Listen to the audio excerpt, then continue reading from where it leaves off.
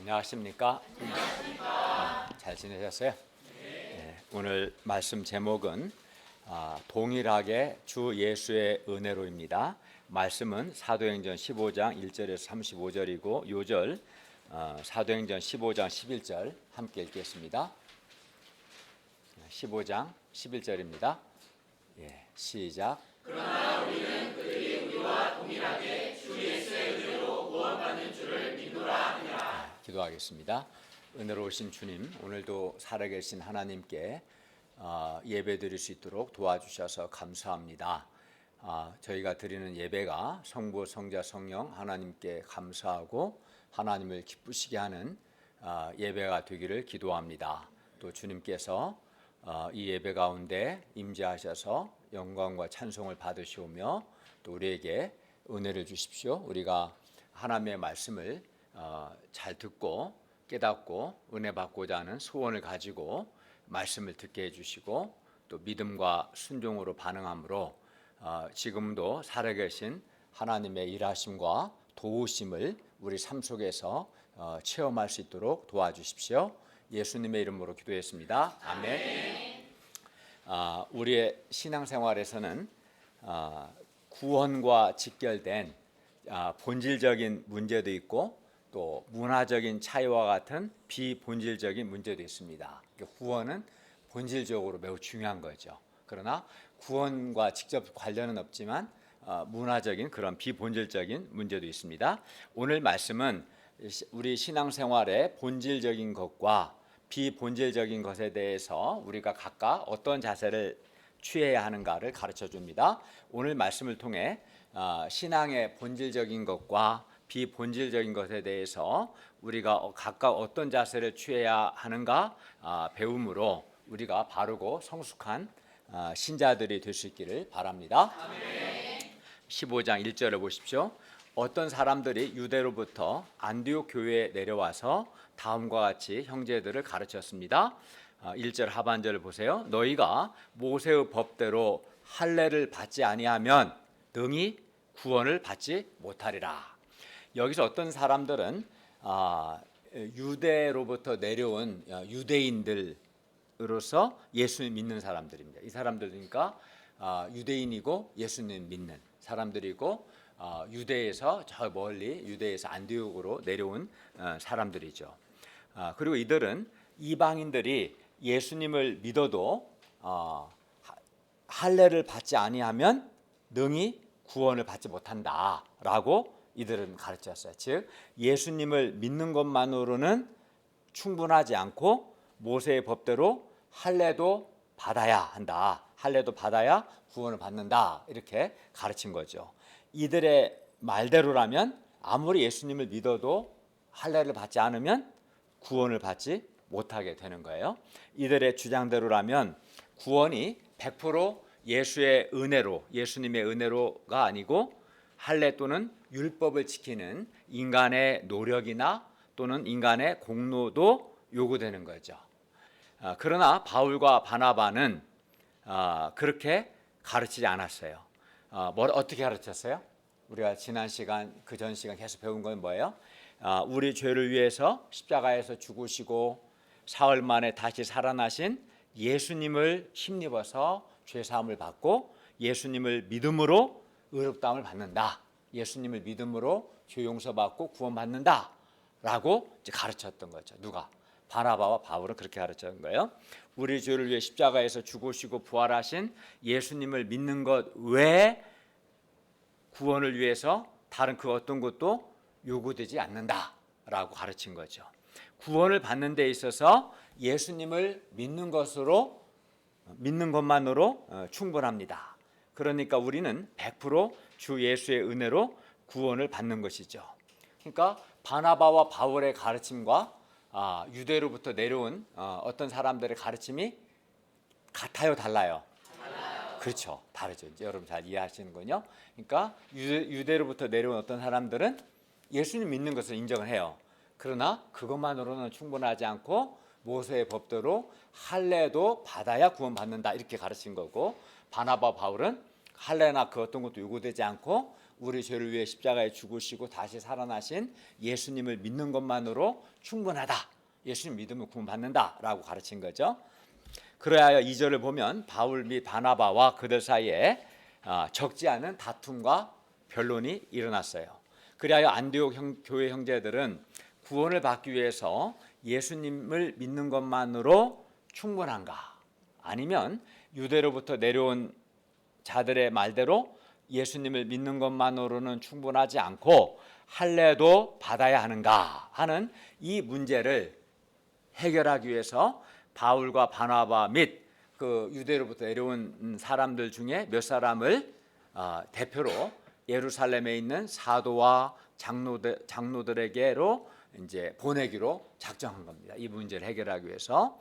왜냐하면 사도들은 예수님의 12사도들은 예수님께 직접 배운 분들이기 때문에 사도들의 가르침은 곧 예수님의 가르침이고 교회의 최종적인 권위가 있고 중요하기 때문에 그러면 사도들의 가르침, 예수님의 말씀의 뜻이 뭔지 물어보자 이렇게 해서 보내기로 정한 거죠. 3, 4절을 보십시오. 그들이 교회의 전송을 받고 베니게와 사마리아로 다니며 이방인들이 주께 돌아온 일을 말하여 형제들을 다 크게 기쁘게 하였습니다. 이제 그들이 예루살렘에 이르러 교회와 사도와 장로들에게 영접을 받고 하나님께서 자기들과 함께 계셔 행하신 모든 일을 말했습니다.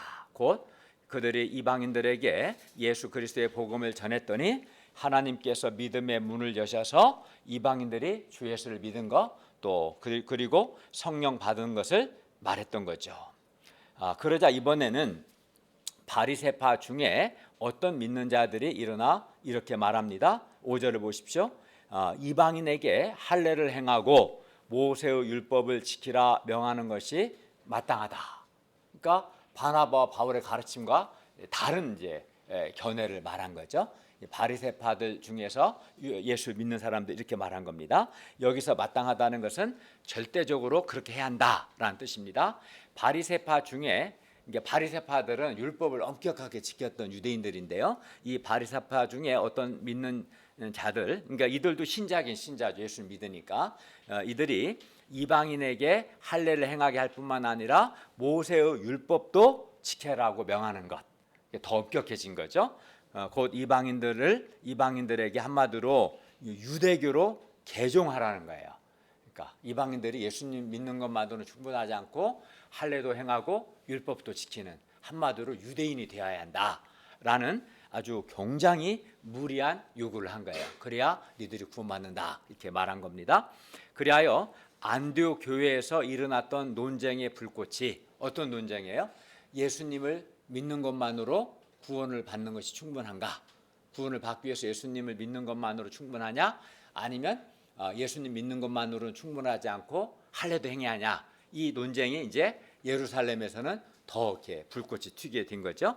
이제는 예루살렘 교회로 이 불꽃이 옮겨져서 붙게 되었어요. 6절에서 7절 상반절을 보십시오. 사도와 장로들이 이 일을 의논하러 모여서 많은 변론이 있은 후에 그러니까 많은 변론이 있었어요. 이제 각자 자기 주장을 얘기했겠죠. 바나바 바울도 얘기했을 것이고 또 유대로부터 내려온 사람들, 바리새파 유대인들 다 이제 충분하게 이야기를 했어요. 7절부터 9절을 보십시오. 많은 변론이 있은 후에 베드로가 일어나 말합니다. 뭐라고 합니까? 형제들아, 너희도 알거니와 하나님이 이방인들로 내 입에서 복음의 말씀을 들어 믿게 하시려고 오래전부터 너희 가운데서 나를 택하시고 또 마음을 아시는 하나님이 우리에게와 같이 그들에게도 성령을 주어 증언하시고 믿음으로 그들의 마음을 깨끗이 하사 그들이나 우리나 차별하지 아니하셨느니라. 베드로는 약 한 10년쯤 전에 있었던 우리가 10장에서 이미 배웠던 오늘은 이제 15장이지만 10장에서 배웠던 고넬료의 회심 사건을 상기시키며 그때 자신이 한 일을 설명해 나갔습니다. 사도행 10장에서 한 10여 년 전에 그때 하나님께서는 고넬료와 그러니까 고넬료는 이방인 백부장이죠. 이 고넬료와 그의 가족, 그의 친구들 등 이방인들로 하여금 어떻게 했어요? 베드로의 입에서 복음의 말씀, 예수 그리스도의 복음의 말씀을 들어 믿게 하시려고 베드로를 택하셨어요. 그죠? 그리하여 베드로는 할례 받은 다른 형제들, 즉 유대인 신자, 다른 유대인 신자들과 함께 당시 요바에서 고넬료가 있는 가이사랴로 고넬료에게 내려갔었고, 베드로가 거기에 있는 이방인들에게 예수 그리스도의 복음의 말씀을 전했어요. 즉 뭘 전했겠어요? 예수님께서 우리를 사랑하사 우리 죄를 위해서 십자가에 죽으시고 다시 살아나셨다. 이 예수님을 힘입어 죄를 용서받고 예수를 믿음으로 의롭다함을 받아라. 이 예수 그리스도의 복음의 말씀을 전했고, 그들이 베드로가 전하는 복음의 말씀을 듣고 주 예수를 믿었습니다. 그리고 이때 하나님께서 유대인들에게와 같이 거기 있는 이방인들에게도 뭘 주셨어요? 성령을 주어서 증언하셨어요. 성령을 주어 뭘 증언하셨어요? 성령을 주어 무엇을 증언하셨을까요? 성령을 주어서 그들이 죄 용서받고 하나님의 자녀가 되었음을 증언하셨어요. 성령 자신이 하나님이시고 성부 하나님만이 성령을 주실 수 있어요.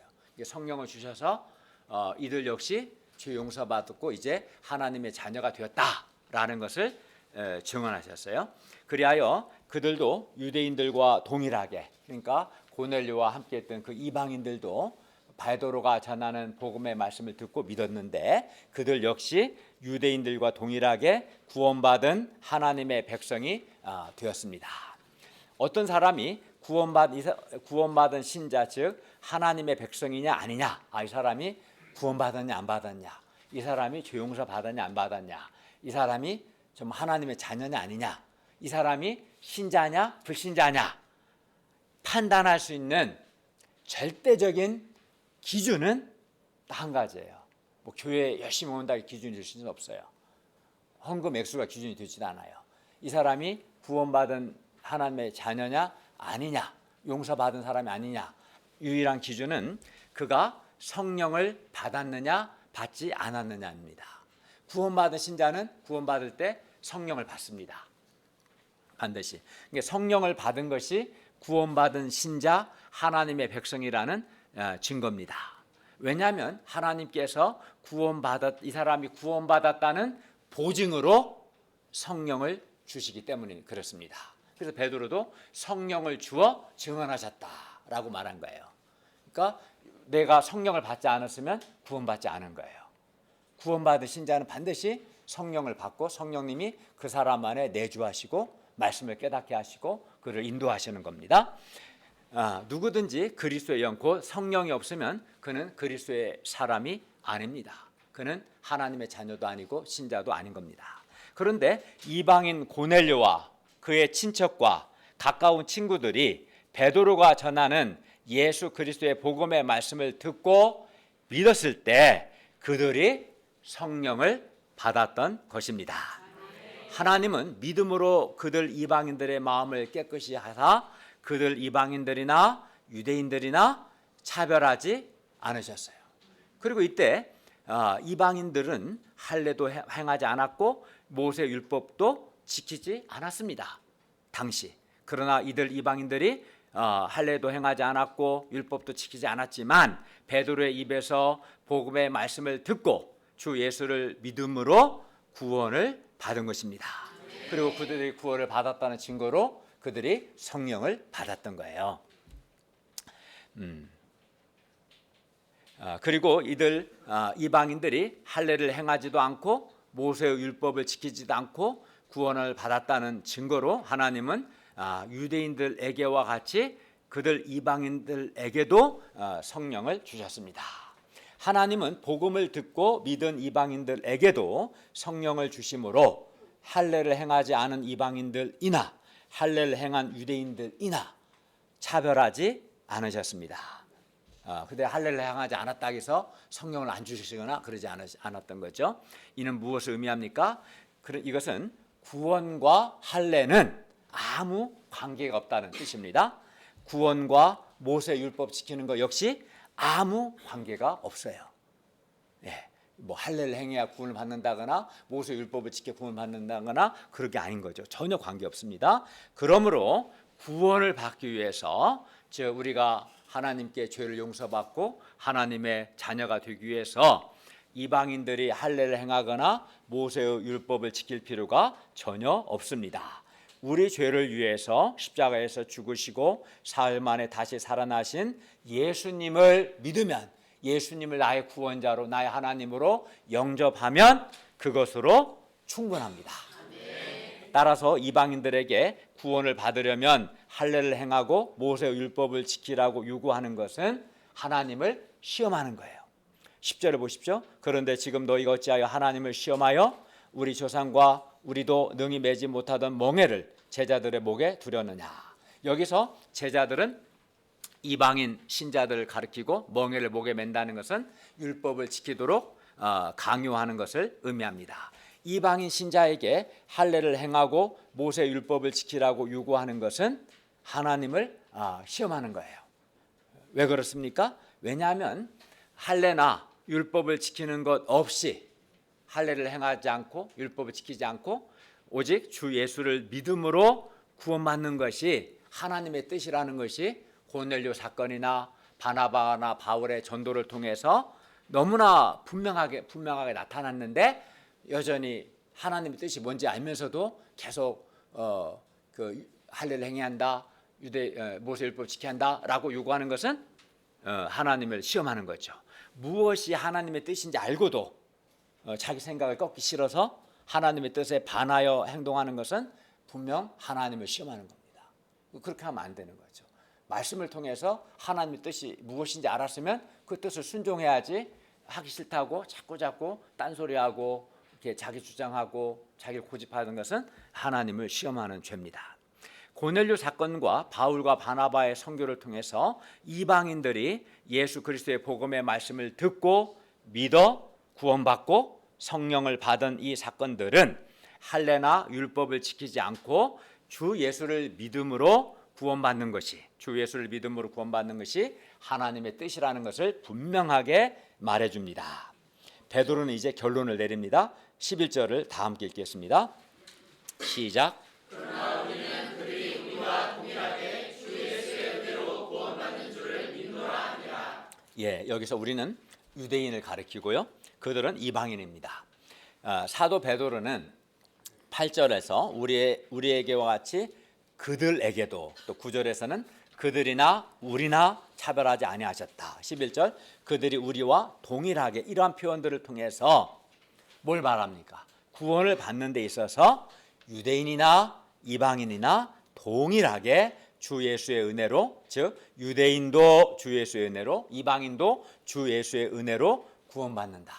구원을 받는 데 있어서 유대인이나 이방이나 동일하다, 차별하다. 누구든 주 예수의 은혜로, 주 예수를 믿음으로 구원받는다. 이것에 있어서는 유대인도 이방인도 동일하다, 차별 없다라는 것을 이제 강조한 거죠.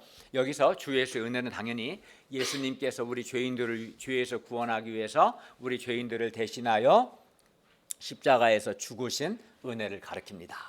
주 예수님께서 우리를 대신하여 우리가 받아야 할 죄의 형벌을 예수님께서 십자가에서 대신 받으시고 우리가 받아야 할 저주를, 나의 죄 때문에 내가 받아야 할 저주를 예수께서 대신 받으셨어요.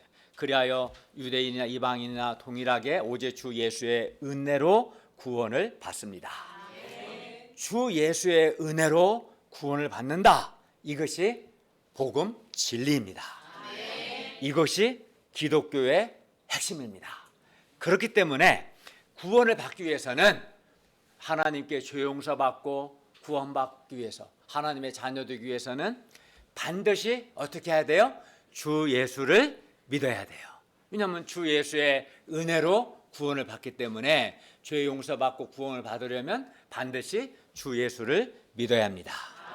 주 예수님께서 우리를 사랑하사 우리 죄를 위해서 우리를 대신하여 십자가에 죽으시고 부활하셨음을 반드시 믿어야 죄를 용서받고 구원을 받습니다. 주 예수를 믿지 않으면 어떻게 되겠어요? 주 예수를 믿지 않으면 구원을 받지 못합니다. 주 예수를 믿지 않으면 주 용서 받지 못합니다. 주 예수를 믿지 않으면 다른 아무리 훌륭한 많은 일을 해도 하나님의 자녀 되지 못합니다. 구원을 받기 위해서는, 죄를 용서받고 하나님의 자녀 되고 영생을 얻기 위해서는 반드시 우리 죄를 위해 십자가에 죽으시고 다시 살아나신 주 예수를 믿어야 합니다.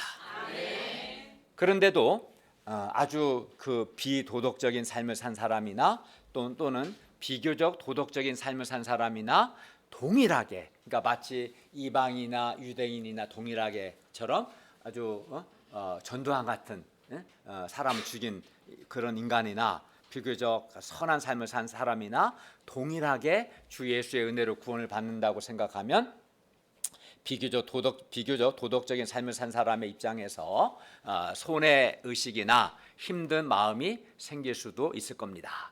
그러나 우리가 알아야 할 것은 우리가 아무리 의롭고 도덕적인 삶을 살아도 하나님의 의로움과 하나님의 거룩함의 수준에는 이르지 못한다는 거예요. 인간은 어떤 사람도 자신의 의로움과 자신의 도덕으로 구원을 받을 수 없습니다.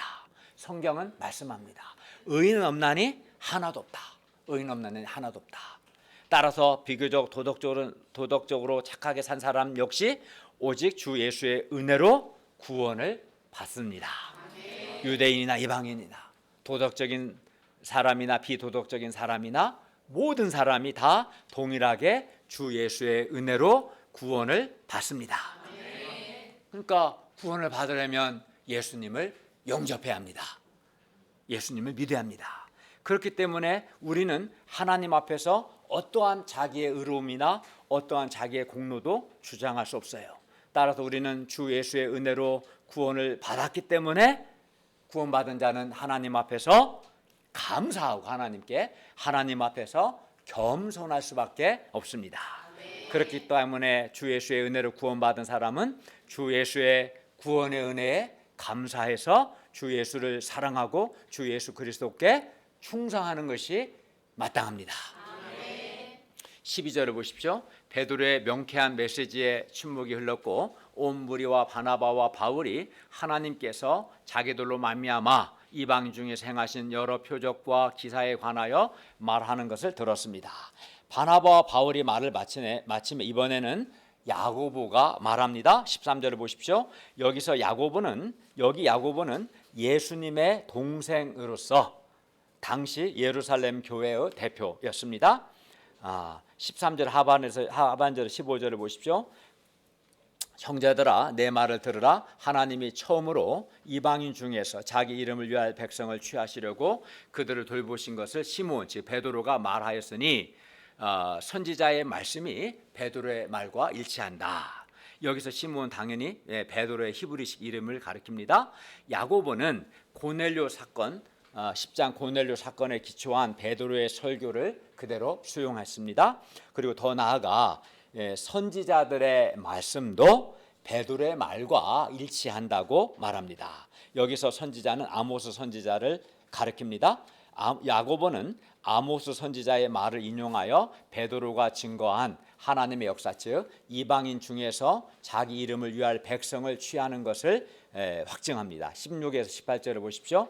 아모스 9장 11, 12절에 의하면 하나님께서 다윗의 무너진 장막을 다시 짓고 그 허물어진 곳을 다시 일으키시는데 그것은 남은 사람들과 하나님의 이름으로 일컬음을 받는 모든 이방인들이 주님을 찾게 하기 위함이었다라고 합니다. 그러니까 하나님께서 이방인들을 구원하시는 것은 어느 날 갑자기 이루어진 것이 아니라 하나님께서 오래전부터 처음부터 계획하셨던 것이다. 이것은 이미 선지자들의 기록에 나와 있다라고 야고보가 말한 거예요. 그러니까 베드로의 말한 거나 선지자의 말이나 일치한다. 이렇게 말한 겁니다. 이제 야고보는 결론을 말합니다. 19절입니다. 19절 다 같이 읽겠습니다. 시작. 그러므로 내 의견에는 이방인 중에서 하나님께로 돌아오는 자들을 괴롭게 하지 말고.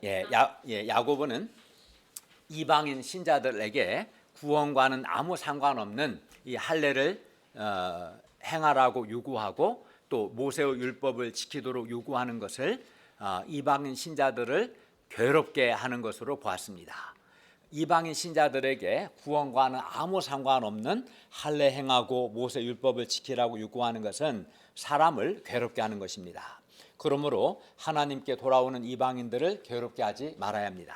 하나님께 돌아오는 이방인들에게 할례를 행해라, 모세 율법을 지키라 이런 요구를 하지 않아야 합니다. 왜냐하면 할례를 행하는 거나 모세 율법 지키는 것은 구원과는 아무 상관없는 것이기 때문입니다. 구원은 오직 주 예수의 은혜로 받는 것입니다.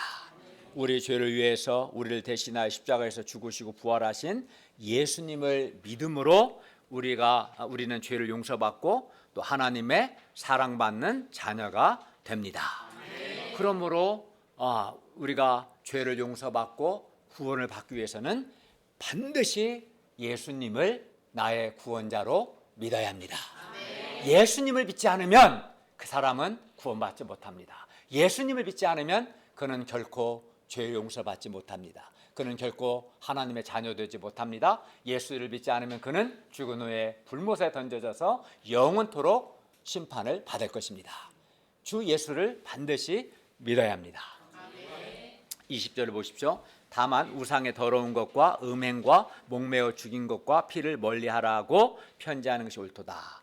이것들, 이 우상의 더러운 것, 음행, 목매어 죽인 것, 피를 멀리하는 이 네 가지를 멀리하는 것은 구원과는 관계 없는 것들입니다.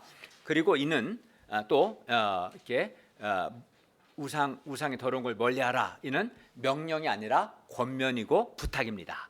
여기서 우상의 더러운 것은 우상의 제단에 바쳐지고 나온 음식을 가리켜요. 근데 우상의 제단에 바쳐지고 나온 음식을 먹는 것은 죄가 아닙니다. 먹어도 돼요. 사실은 사람 입으로 들어가는 것이 사람을 더럽게 하지 않습니다. 음행은 레위기 18장 6에서 18절 또 20장 10에서 14절과 신명기에서 금지하고 있는 여기서 음행은 근친 결혼을 가리킵니다. 또 목매어 죽인 것은 피를 빼지 않고 죽이는 짐승을 말하고요. 피는 여기서 피를 먹는 것을 말합니다. 뭐 저희는 거의 먹는 사람 없죠? 피를 생피를. 근데 옛날에 어떤 사람은 막 그 곰이나 뭐 이렇게 생피를 먹는 사람도 있더라고요. 피를 먹는 것을 말하. 이거를 멀리하라는 거예요. 그러면 야고보는 왜 이게 우상의 더러운 거, 음행, 목매어 죽인 거, 피 멀리하는 것은 구원과는 관계 없는데 왜 이러한 것들을 멀리하라고 부탁하자고 하는 것입니까? 21절을 보십시오. 이는 예로부터 각 성에서 모세를 전하는 자가 있어 안식일마다 회당에서 그 글을 읽음이니라. 여기서 모세는 모세오경, 창세기, 출애굽기, 레위기, 민수기, 신명기를 가리키는데 당시 회당 예배 때 언제나 모세오경을 읽고 그것에 대한 말씀 선포가 있었습니다. 그런데 모세오경에는 유대인들한테 우상의 더러운 것과 음행과 목매어 죽인 것과 피를 멀리하라는 말씀이 있었어요. 그래서 회당 예배에 참석하는 유대인들과 유대 신자들은 우상의 더러운 것과 음행과 목매어 죽인 것과 피를 먹는 것을 금기시했어요. 왜냐하면 하나님 멀리하라고 하셨기 때문에 하지 않았어요. 예를 들어 유대인들은 모세오경에 기초해서 우상의 더러운 것을 결코 먹지 않았습니다. 그런데 아무 것이나 가리지 않고 잘 먹는 이방인 신자들이 이따 예배 후에 오늘 식사하겠죠. 오늘 메뉴가 뭐지? 뭐 있겠지? 어쨌든 예배 후에 식사 모임 때 유대인들이 금기시하는 이방 신전에서 제사 때 사용되었던 돼지 머리를 들고 와서 그것을 보쌈으로 만들어서 맛있게 먹는다면 유대인 신자들은 얼마나 기가 박겠어요. 부담스럽겠습니까? 그들은 율법에 금해서 한 번도 먹지 않고 금기시했는데 그걸 막 보는 데서 먹으면 충격받지 않겠어요? 이는 유대인 신자들에게 엄청난 문화적인 충격입니다. 물론 구원과는 관계없어요. 보쌈을 먹든 안 먹든 구원과는 아무 관계가 없지만 그 우상에 바쳐진 음식을 먹지 않아왔던 유대인들에게는 큰 충격일 겁니다. 그래서 야고보는 이방인 신자들이 이러한 사실을 감안하여 유대인 신자들과의 원만한 교제를 위해서 또 구원을 위해서가 아니라 교제를 위해서 그리고 교회의 하나됨, 이방인 교회와 유대인 교회의 하나됨과 또 교회의 덕을 세우기 위해서 이러한 것들을 멀리하면 좋겠다라고 하자고 제안한 겁니다. 야고보는 유대인 신자들과 이방인 신자들이 원만한 교제와 또 하나됨을 위해서 이방인 신자들이 유대인 신자들을 배려해 주기를 부탁한 겁니다. 우리는 율법에 금한 것을 오랫동안 금기시했기 때문에 배려해 줬으면 좋겠습니다 라고 부탁하는 거예요. 야고보의 이러한 제안 곧 두 가지를 제안한 거예요. 첫째는 이방인 중에서 하나님께 돌아오는 자들을 괴롭게 하지 말자. 즉 주 예수를 믿으면 그걸로 충분하다. 주 예수의 은혜로 구원받는다. 그렇기 때문에 할례나 율법 지키는 걸 요구하지 말자. 이거 첫 번째 이것과, 그러나 이 구원과는 직접 관련이 없는, 그러나 이제 우상의 더러운 거, 음행, 목매어 죽인 거, 피를 멀리하자. 덕을 위해서 이 두 가지를 편지하자는 고 했고, 이 제안은 26절을 보면 결국 만장일치로 다 수용합니다. 22, 23절을 보십시오. 이에 사도와 장로와 온 교회가 그 중에서 사람들을 택하여 바울과 바나바와 함께 안디옥으로 보내기를 결정하니 곧 형제 중에 인도자인 바사바라는 유다와 실라였는데 그 편에 이 유다와 실라 편에 편지를 붙여서 말합니다. 23절 하반절을 보세요. 사도와 장로된 형제들은 안디옥과 수리아와 길리기아에 있는 이방인 형제들에게 문안하노라. 사도와 장로들은 이방인 신자들을 뭐라고 불렀냐면 형제들, 이방인 형제들에게 형제들로 영접했습니다. 주 예수의 은혜로 구원받은 자들은 다 주 예수 안에서 한 형제들입니다. 왜냐하면 예수의 한 피를 참여했기 때문에 그렇죠. 우리가 성찬식에서 배운 것처럼 한 예수의 피에 참여했기 때문에 형제들입니다. 그러므로 우리는 비록 나와 문화적인 차이가 있을지라도 주 예수의 은혜로 구원받은 자를 형제로 영접해야 돼요. 그러니까 쉽진 않지만 우크라이나 형제들이나 또 러시아 형제들이나 전쟁 중이긴 해도 신자들에 대해서는 형제로 영접해야 하는 거예요. 그 점에서 그걸 해야 하는 거죠. 신자들 사이에 차별이 있거나 나와 다르다는 이유로 서로를 영접 못해서는 안 됩니다. 그러나 안타깝게도 세상에는 많은 차별이 존재해요. 부자와 가난한 사람 사이에 차별이 존재하고, 많이 배운 사람과 덜 배운 사람 사이에 차별이 존재하고, 사회적 지위가 높은 사람과 사회적 지위가 낮은 사람 사이에 차별이 존재하고, 나라와 인종, 피부색에 따른 차별이 존재합니다. 그러나 유대인과 이방인을 차별하지 않으신 하나님은 이러한 것들, 이러한 인간적인 것들로 결코 사람을 차별하지 않습니다. 그리하여 부자나 가난한 사람이나 고급 아파트에 사는 사람이나 임대 아파트에 사는 사람이나 사회적 지위가 높은 사람이나 가난한 사람, 낮은 사람이나 선진국 백성이나 후진국 백성이나 또는 피부색에 상관없이 모든 사람이 다 동일하게 주 예수 그리스도의 은혜로 구원을 받습니다. 그리고 주 예수의 은혜로 구원받은 사람은 누구나 주 예수 안에서 한 형제입니다. 나와 기질이 다르고 스타일이 다를지라도 한 형제로 영접을 해야 옳습니다. 그러므로 우리는 다른 신자들을 형제로 영접해야 하고 신자들 사이에 결코 차별이 있게 해서는 안 됩니다. 24절에서 29절을 보십시오. 들은즉 우리 가운데서 어떤 사람들이 우리의 지시도 없이 나가서 말로 너희를 괴롭게 하고 마음을 혼란하게 한다 하기로 사람을 택하여 우리 주 예수 그리스도의 이름을 위하여 생명을 아끼지 아니하는 자인 우리가 사랑하는 바나바와 바울과 함께 너희에게로 보내기를 만장일치로 결정하였노라. 그리하여 유다와 실라를 보내니 그들도 유다와 실라도 이 일을 말로 전하리라. 그러니까 편지도 보내고 사람을 같이 보내서 편지로도 말하고 또 유다와 실라를 통해서도 자세하게 또 말한 거죠. 성령과 우리는 그러니까 예루살렘 교회의 이번 결정은 성령 하나님의 인도하심을 받은 결정이라는 뜻이에요. 성령과 우리는 이렇게 이 표현은 이 요긴한 것들, 즉 이 필요한 것들 외에는 아무 짐도 너희에게 지우지 아니하는 것이 옳은 줄을 알았노니 우상의 제물과 피와 목매어 죽인 것과 음행을 멀리할지니라. 이에 스스로 삼가면 잘 되리라. 평안함을 원하노라. 그러니까 바나바와 바울은 어떤 사람이 바나바 바울은 예수 그리스도의 이름을 위하여 생명을 아끼지 않는 유대에 있는 사도들과 장로들이 매우 사랑하는 매우 귀한 분들이다.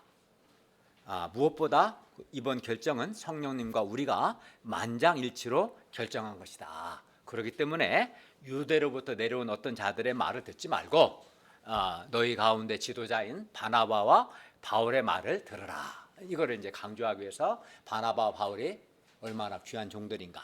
주 예수의 이름을 위해서 생명을 아끼지 않고 우리가 사랑하는, 깊이 인정하는 분들이고, 또 이번 결정은 성령과 우리가 내린 만장일치로 한 결정이기 때문에 이제 다른 자들 말 듣지 말고 바나바 바울의 말을 잘 들으라, 이런 의도로 이렇게 말한 거예요. 30에서 35절을 보십시오. 그들이 작별하고 안디옥에 내려가 무리를 모은 후에 편지를 전하니 안디옥 교회 이방인 신자들이 편지를 읽고 그 위로한 말을 기뻐했습니다. 이방인 신자들은 사도와 장로들 네 가지 부탁, 즉 우상의 제물, 피와 목매어 죽인 것과 음행 멀리하는 것에 대해서 기쁨으로 받아들였습니다. 이 네 가지 부탁이 구원의 조건은 아니지만 유대인 신자들, 곧 유대인 형제들을 배려하는 마음, 이렇게 배려하는 것이 사랑이죠. 배려하는 마음으로 기쁨으로 받아들였습니다. 그런데 오늘날 우리 가운데는 유대인 신자가 없어요. 유대인이 있어요? 없어요. 다 한국 사람이에요. 유대인 신자가 없기 때문에 이 네 가지 부탁, 우상의 제물, 피 목매어 죽인 것, 음행을 멀리하는 것이 우리에게는 사실 해당되지 않습니다. 그러나 우리는 다르죠. 유대인이 아니고 우리는 다 이방인들이죠. 그러나 예를 들어서 우리 가운데 형제나 자매가 노출이 매우 심하게 옷을 입어서 다른 형제나 다른 자매에게 부담을 주거나 또는 정욕의 시험에 들게 한다면 그것은 구원과는 관련 없지만 성도의 교제와 교회의 하나됨을 위해서 바람직하지 않은 행동일 것입니다. 그렇죠?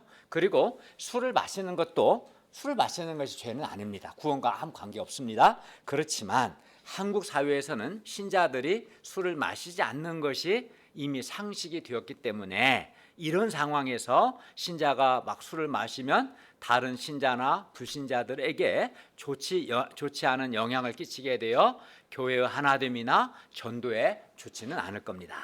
그래서 절제하는 것이 좋습니다. 구원과 관계없이 덕을 위해서, 전도를 위해서, 하나됨을 위해서는 절제하는 것이 좋겠죠.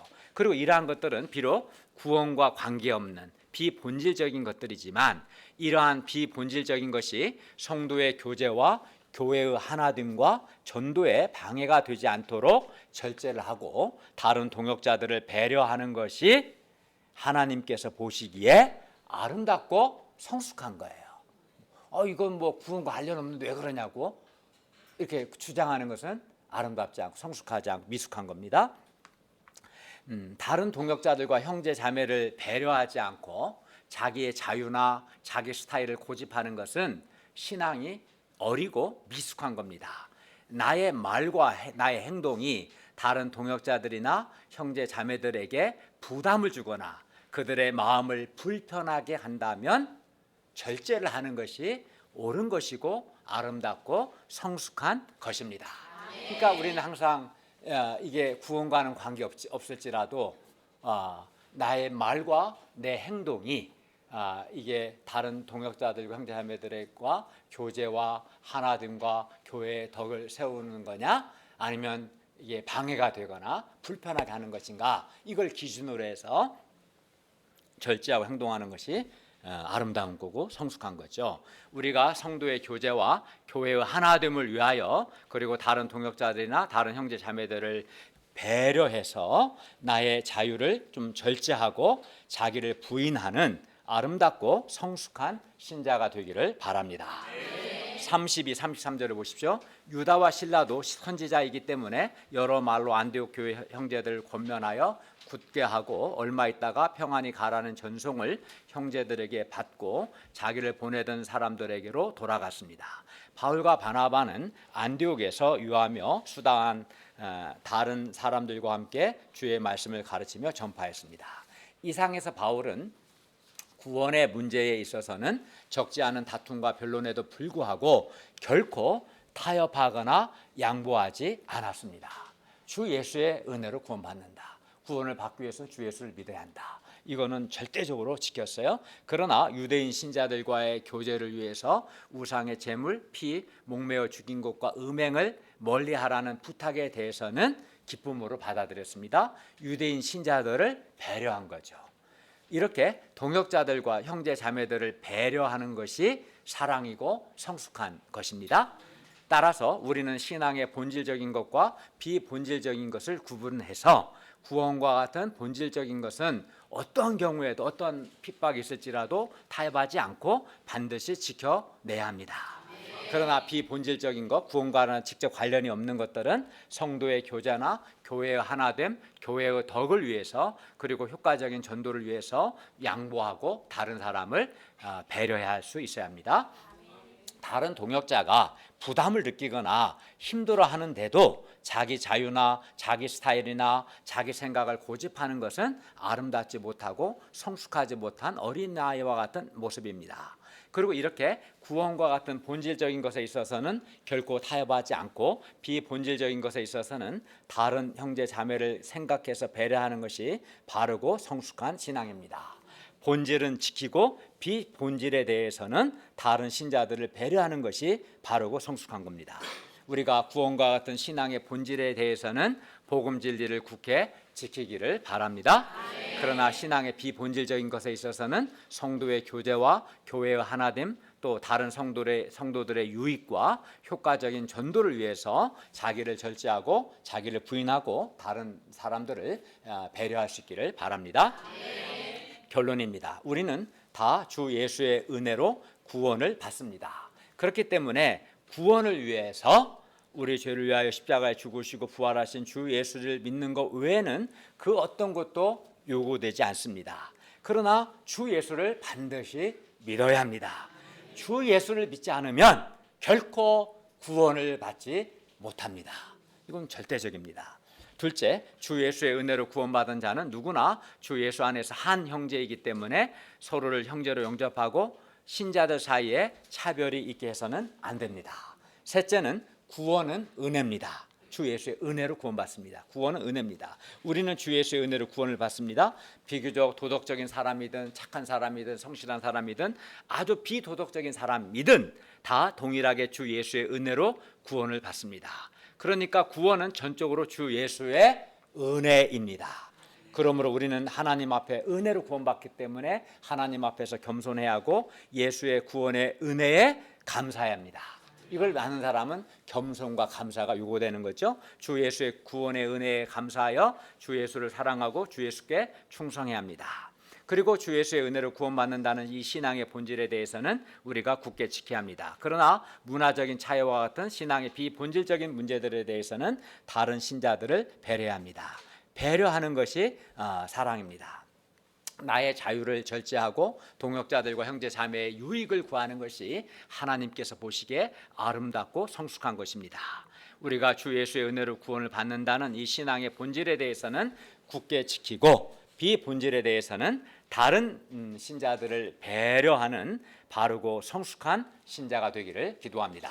기도하겠습니다. 은혜로우신 주님, 오늘 말씀을 통해서 주 예수의 은혜로 구원을 받는다 이 본질은 절대적으로 지켜야 함을 배웠습니다. 그러기 때문에 우리가 우리 죄를 위해 십자가에서 죽으시고 부활하신 예수님을 믿음으로 죄 용서받고 구원을 받게 해주시고, 그러나 비본질적인 문제들에 대해서는 자기 자유나 자기 스타일, 자기 생각을 고집하기보다 다른 동역자들이나 다른 신자들과의 원만한 교제, 교회의 하나됨, 그 교회의 덕을 위해서 또 효과적인 전도를 위해서 자기를 절제하고 다른 사람들을 배려하는 성숙한 신자들이 되도록 도와주시옵소서. 예수님의 이름으로 기도하였습니다. 아멘.